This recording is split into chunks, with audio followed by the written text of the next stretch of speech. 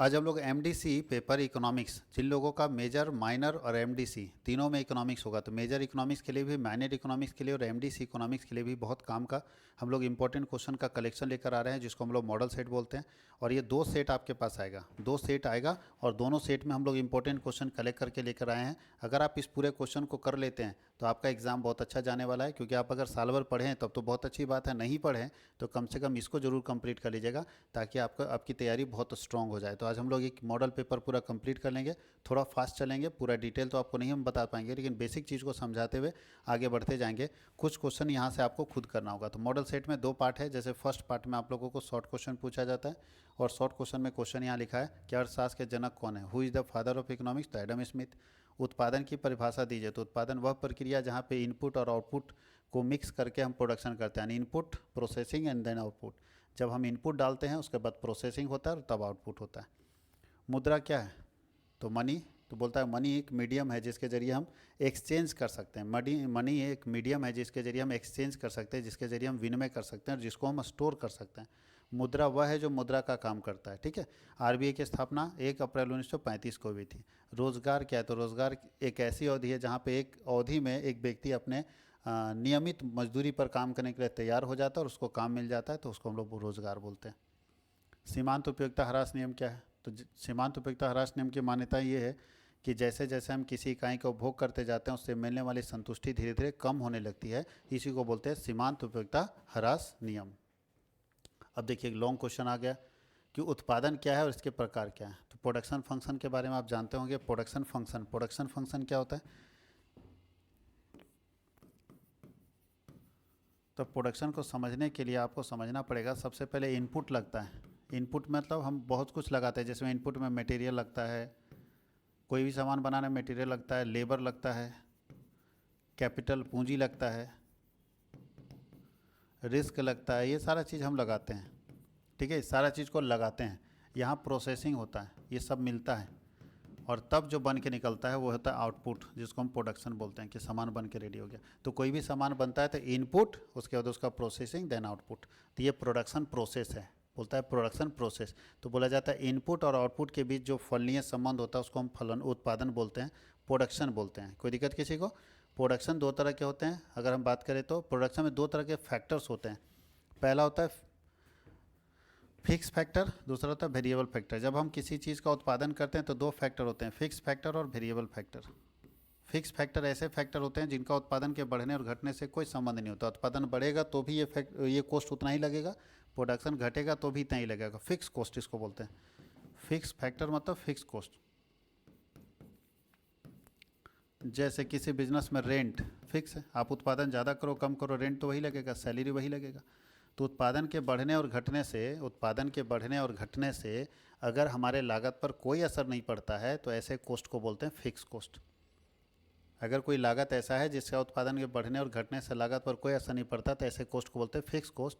और जो उत्पादन के बढ़ने से लागत बढ़ जाए, उत्पादन के घटने से लागत घट जाए, तो उसको बोलते हैं वेरिएबल कॉस्ट। जैसे अगर हम मिठाई बनाते हैं तो भैया ज़्यादा मिठाई बनाएंगे तो ज़्यादा दूध, ज़्यादा चीनी लगेगा, तो ये वेरिएबल कॉस्ट होगा। लेकिन जो होटल का रेंट है वो तो वही ना लगेगा।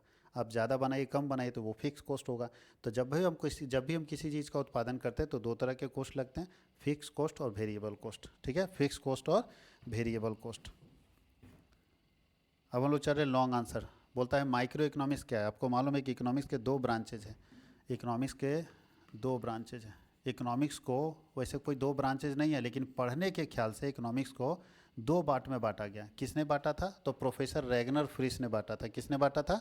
प्रोफेसर रैगनर फ्रिश ने पढ़ने के ख्याल से, स्टडी पॉइंट ऑफ व्यू से इकोनॉमिक्स को 2 पार्ट में बांटा था।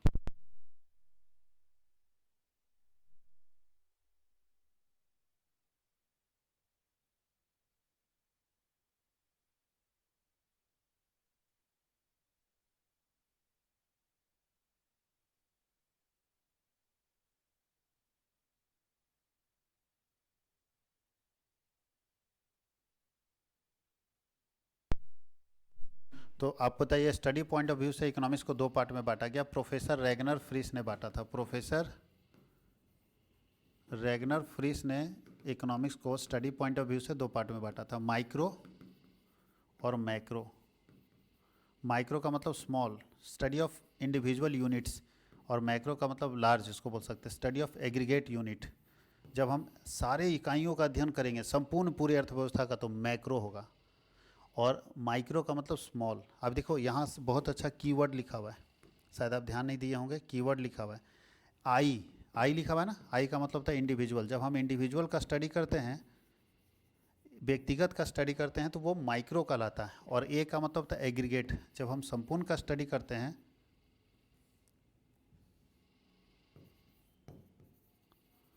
एग्रीगेट का स्टडी करते हैं तो वो कहलाता है मैक्रो। मैक्रो इकोनॉमिक्स के अंदर हम एग्रीगेट का स्टडी करते हैं, जैसे पूरे देश का इनकम कितना है, पूरे देश का पॉपुलेशन कितना है, ठीक है, ये हम लोग स्टडी करते हैं। इनकम एम्प्लॉयमेंट का थ्योरी क्या है, पूरे देश का डिमांड कितना है, एग्रीगेट डिमांड, एग्रीगेट सप्लाई, ये हम यहाँ पढ़ते हैं। और यहाँ पे हम इंडिविजुअल के बारे में स्टडी करते हैं। तो माइक्रो इकोनॉमिक्स इकोनॉमिक्स के एक ऐसा ब्रांच है जहाँ पे हम सूक्ष्म इकाइयों का अध्ययन करते हैं, ठीक है, माइक्रो वेरिएबल्स को स्टडी करते हैं, याद रहेगा।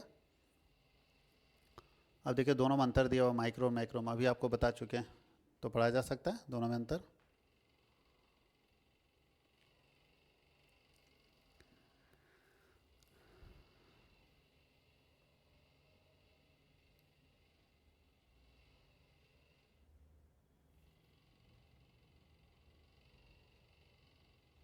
आसानी से इसको कंप्लीट कर सकते हैं, माइक्रो और मैक्रो में अंतर।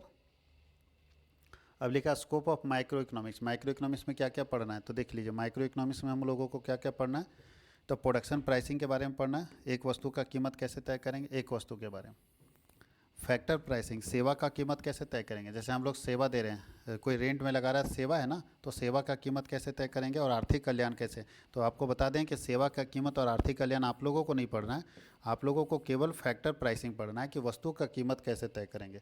तो आप लोगों के सिलेबस में केवल फैक्टर प्राइसिंग है कि वस्तु का कीमत हम कैसे तय करेंगे, ये पढ़ना है, ठीक है। और वस्तु का कीमत डिमांड और सप्लाई से तय होता है। अब यहाँ लिखा है सिग्निफिकेंस क्या है, ये भी पूछ सकता है कि व्यष्टि अर्थशास्त्र पढ़ने का महत्व क्या है। तो व्यष्टि अर्थशास्त्र ये देखिए, इसके लिए हम लोग पढ़ते हैं। अब अगला क्वेश्चन है कि भारत में बेरोजगारी के बारे में बताइए। तो भाई बेरोजगारी, भारत में बेरोजगारी का मतलब ऐसी समस्या, ऐसी स्थिति जहां एक व्यक्ति न्यूनतम मजदूरी पर काम करने के लिए तैयार है लेकिन उसको रोजगार नहीं मिल रहा है। ऐसी स्थिति जहां पे एक व्यक्ति न्यूनतम मजदूरी पर काम करने के लिए तैयार है लेकिन उसे रोजगार नहीं मिल रहा है, तो वो स्थिति बेरोजगारी होता है। भारत में बेरोजगारी की समस्या बड़ी है और इसके कारण क्या है, तो बेरोजगारी तो समझ गए। बेरोजगारी कैसे निकालते हैं, तो देखिए बेरोजगारी निकालते हैं employment rate, number of unemployed person divide by total labour force, यानी टोटल जनसंख्या बटा बेरोजगार लोग गुने 100 करेंगे तो बेरोजगारी का रेट निकल जाएगा। बेरोजगारी के प्रकार अलग अलग होते हैं, जैसे होता है डिस्टिंग्विश बेरोजगारी। यह स्थिति तब उत्पन्न होती है जब किसी कार्य को आवश्यकता से ज़्यादा लोग करने लगते हैं तो बेरोजगारी हो जाती है। अब जब खेती, सब आदमी खेती करेगा तो बेरोजगारी रहेगा ना। स्ट्रक्चरल बेरोजगारी, हमारा स्ट्रक्चर ढांचा ऐसा है कि उसमें बहुत सारे लोग बेरोजगार हो जाते हैं। साइक्लिकल बेरोजगारी, इस प्रकार की बेरोजगारी स्थिति तब आती है जब व्यवसाय चक्र, मतलब बिजनेस में क्या होता है कि कभी ऊपर जाता है कभी नीचे, तो जब नीचे जाएगा बिजनेस, डिक्लाइन में जाएगा, लॉस में जाएगा, तो सब बेरोजगार हो जाएगा उसमें। और जब ऊपर जाएगा तो खूब रोजगार मिलेगा, तो ऐसी स्थिति भी होती है। टेक्नोलॉजी के कारण भी बेरोजगारी बढ़ रहा है। भारत में बेरोजगारी के कारण बहुत सारे हैं, देख लीजिए, एक करके पढ़ते जाइए, सब एक बार पढ़ लीजिएगा ना तो आप खुद बता दीजिए। जनसंख्या बढ़ने के कारण बेरोजगारी है। कौशल विकास का अभाव, स्किल्ड पर्सन नहीं, योग्य पर्सन नहीं है, मतलब नॉलेज, हुनर नहीं उसके पास, इसलिए बेरोजगार है। धीमा औद्योगिक विकास, इंडस्ट्री ज़्यादा तेज़ी से ग्रो नहीं कर रहा है, इसलिए बेरोजगारी है। कृषि पर निर्भरता, डिपेंडेंसी ऑन एग्रीकल्चर, सबसे ज़्यादा लोग एग्रीकल्चर पर डिपेंड है, इसलिए बेरोजगारी है। तकनीकी प्रगति, टेक्नोलॉजिकल प्रोग्रेस, टेक्नोलॉजी इतना तेज हो गया है कि सब अब रोबोट के जरिए काम करेगा, तो आदमी कहाँ मिलेगा। आर्थिक असमानता, गरीब और गरीब हो रहा है, अमीर और अमीर हो रहा है, इसके कारण भी बेरोजगारी है।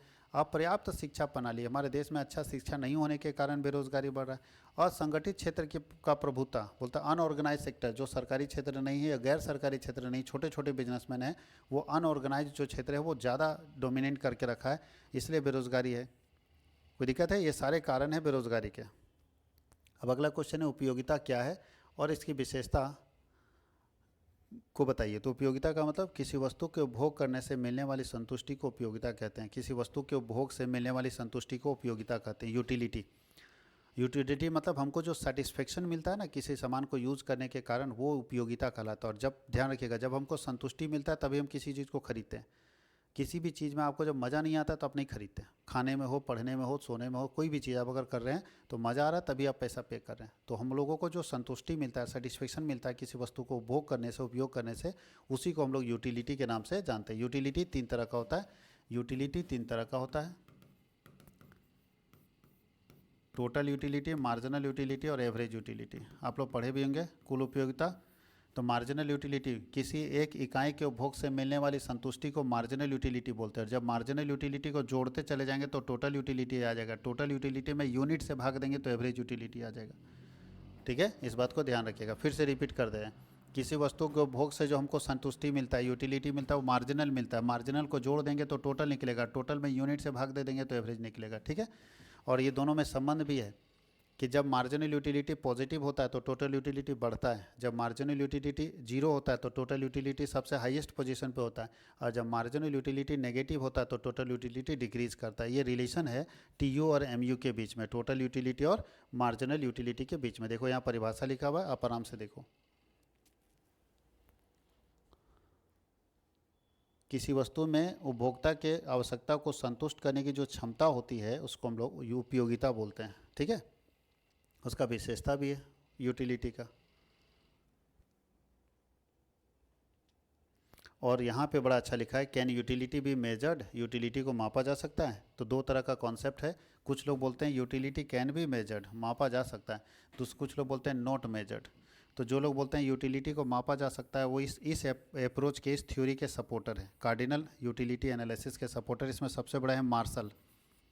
प्रोफेसर मार्शल कहते हैं कि भाई utility can be measured, utility को मापा जा सकता है। तो दो तरह का पार्ट बट गया इकोनॉमिक्स में, कुछ विद्वान इस तरफ चले गए, कुछ विद्वान इस तरफ। तो जो लोग ये कहते हैं कि यूटिलिटी को मेजर किया जा सकता है वो कार्डिनल यूटिलिटी के सपोर्टर है, और जो लोग ये कहते हैं यूटिलिटी को मेजर नहीं किया जा सकता वो ऑर्डिनल यूटिलिटी के सपोर्टर है। उसको हम लोग बोलते हैं क्रमवाचक दृष्टिकोण है, ऑर्डिनल यूटिलिटी के सपोर्टर है। ये लोग कहते हैं utility can not be measured, मापा नहीं जा सकता। इसमें आएंगे हिक्स, एलन, हिक्स आएगा, एलन आएगा, ये सब विद्वान इसके अंदर आएंगे जो बोलते हैं utility can not be measured. जो बोलते हैं मापा जा सकता है, तो कैसे मेजर करेंगे, तो बोलता है मनी में भी कर सकते हैं और यूनिट में भी कर सकते हैं। मनी में भी माप सकते हैं, यूनिट में भी माप सकते हैं। और इसमें हम लोग पढ़ेंगे यूटिलिटी एनालिसिस, जिसके अंदर हम लोग पढ़ते हैं law of diminishing marginal utility. और यहाँ पे हम लोग पढ़ते हैं indifference curve, IC indifference curve के बारे में हम लोग पढ़ते हैं ऑर्डिनल यूटिलिटी एनालिसिस के अंदर, है ना।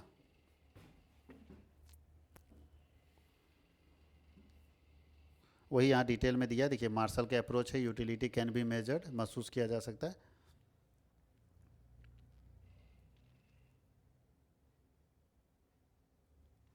मार्शल बोलते हैं कि मापा जा सकता है। ठीक है, अभी डिटेल पूरा दिया हुआ है, आप उसको उतना डिटेल में नहीं लिखे। और देखिए ऑर्डिनल में हिक्स और एलन है, जो बोलते हैं पेरेटो, हिक्स, एलन, ये सब बोलता है कि utility can not be measured, उपयोगिता को मापा नहीं जा सकता। ये लोग विरोध भी करता है मार्शल का कि भाई मार्शल जो बात बोल रहा है वो सही नहीं है। अब देखिए अभी जो बताया यूटिलिटी का कॉन्सेप्ट, तो दो मार्जिनल और टोटल दोनों के बारे में अभी बता चुके हैं। तो ये पूरा कॉपी करके उठा के पेस्ट कर दिया गया है, लेकिन आपको हम बेसिकली बहुत शॉर्ट में बता दिए हैं कि क्या होता है। ठीक है, अब लिखने का तो पूरा का पूरा PDF आपका एप्लीकेशन में डाला रहेगा, वहाँ से आप लिख सकते हैं। 7 नंबर क्वेश्चन है, मुद्रा की परिभाषा, कार्य और महत्व को बताइए। तो मुद्रा क्या है, तो मनी वह है जो मनी का काम करता है। Money is what money is does, पैसा वह है जो पैसे का काम करता है। और पैसे का काम क्या है, तो मुद्रा वह है जो मूल्य का मापक और भुगतान का साधन है। पैसे का दो ही काम है, मूल्य का मापक और भुगतान का साधन। अब मुद्रा का उद्भव, तो देखो अलग अलग तरह का मुद्रा हमारे देश में आया है। सबसे पहले कॉमोडिटी मनी होता था, धान चावल ये सब, वो मेटेलिक मनी आया, पत्र मुद्रा आया, अभी क्रेडिट मनी आया, अब तो ई मनी आ गया है। ठीक है, मनी का क्लासिफिकेशन, फंक्शन की बात करें तो मनी का मेन फंक्शन, प्राइमरी फंक्शन जो है वो दो है। मुद्रा का दो ही मेन काम है, प्राइमरी फंक्शन। मुख्य कार्य मुद्रा का क्या है, तो दो, पहला मीडियम ऑफ एक्सचेंज, विनिमय का साधन, मुद्रा के थ्रू आप कुछ भी ले सकते हैं, कुछ भी एक्सचेंज कर सकते हैं। और मेजर ऑफ वैल्यू, किसी चीज़ को माप सकते हैं कि महंगा है सस्ता है, कितना रुपया है। उसके बाद सेकेंडरी कुछ और काम है, जिसमें डेफर्ड पेमेंट, फ्यूचर पेमेंट कर सकते हैं मनी के जरिए, स्टोर कर सकते हैं उसको और ट्रांसफ़र कर सकते हैं, एक जगह दूसरे जगह ले सकते हैं। इसके अलावा कुछ और भी काम है, जैसे साख का आधार, मार्केट में क्रेडिट पैसे से ना बनता है, जितना रुपया उतना मार्केट में क्रेडिट। सेटिस्फेक्शन, अच्छा डिस्ट्रीब्यूशन ऑफ सोशल इनकम, आप अपने इनकम को डिस्ट्रीब्यूट कर सकते हैं सोसाइटी के साथ। सेटिस्फेक्शन, पैसा ज़्यादा रहता है, संतुष्टि ज़्यादा लगता है। तो ये सब कुछ और काम है, लेकिन मेन काम है मीडियम ऑफ एक्सचेंज और मेजर ऑफ वैल्यू। ठीक है, आप मेजर कर सकते हैं किसी भी चीज़ को और एक्सचेंज कर सकते हैं पैसे के थ्रू। तो ये दोनों काम मुद्रा का है। अब यहाँ लिखा है टाइप्स ऑफ मनी पूछेगा, तो मनी का अलग अलग क्लासिफिकेशन होता है, on the basis of nature, on the basis of general acceptability और on the basis of physical form.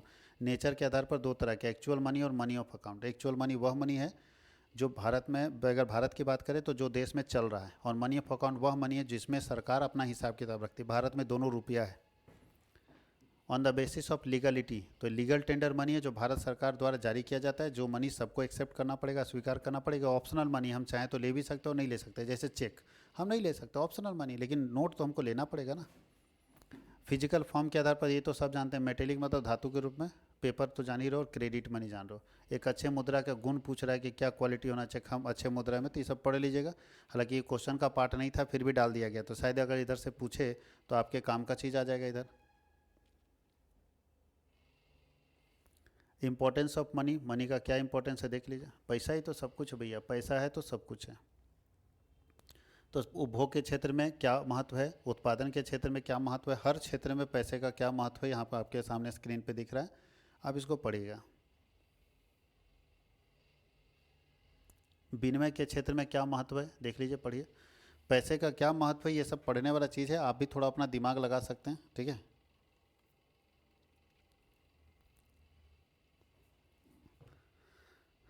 Evils of money, मुद्रा के क्या दोष हैं, तो भैया बहुत दोष है मुद्रा का। सबसे पहले आर्थिक दोष है, पैसा रहने से ये सब समस्या आने लगा, देख लीजिए। पैसा नहीं था तो ये सब समस्या नहीं था, पैसा जिस दिन से आया उस दिन से ये सब समस्या आने लगा है।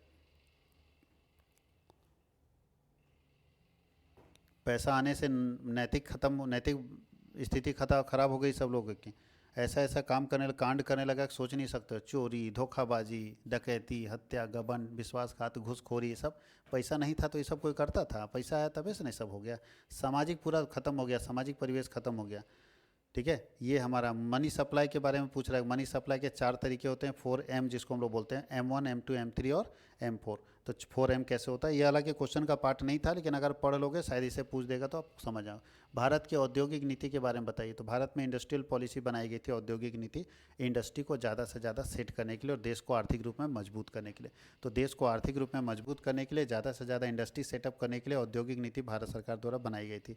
उसका उद्देश्य क्या था, उत्पादकता में निरंतर वृद्धि बनाए रखना, रोजगार के अधिक अवसर पैदा करना, उपलब्ध मानव संसाधन का बेहतर उपयोग करना, विभिन्न माध्यमों से देश की प्रगति को गति देना, और अंतर्राष्ट्रीय मानकों और प्रतिस्पर्धात्मकता के स्तर को मेल खाने के लिए बनाए रखना। नई औद्योगिक नीति 1991 में बनाई गई थी।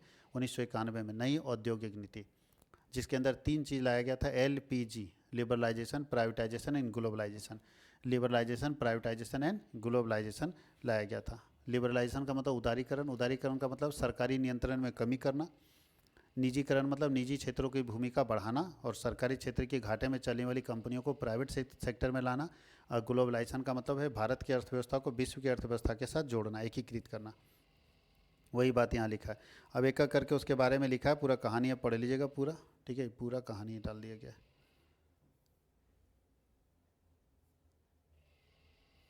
पूरा कहानी इसमें डाल दिया गया, ठीक है। तो ये हम लोगों का सेट 1 कंप्लीट हो गया। ये 3 ही चीज़ हम लोगों को पढ़ना है, लिबरलाइजेशन, प्राइवेटाइजेशन एंड ग्लोबलाइजेशन।